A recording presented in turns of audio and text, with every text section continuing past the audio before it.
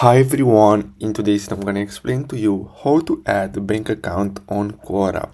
So basically what you're gonna have to do is simply go to Quora.com and then simply click on try Quora Plus.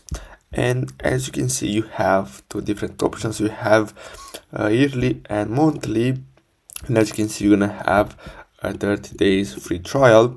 And then here what you're gonna have to do is simply choose either PayPal or add your credit card, and after that simply click on try 30 days free, and basically that's all you have to do. Now if you want to manage your bank account and everything, what you're gonna have to do is simply go to your settings and then simply go to subscriptions and billing, and then here you're gonna see it at under payment methods, and here if you want you can remove them. So basically that's all for today's video. I really hope you found this video helpful. Don't forget to like and subscribe, and I'll see you in the next video. Thanks for watching.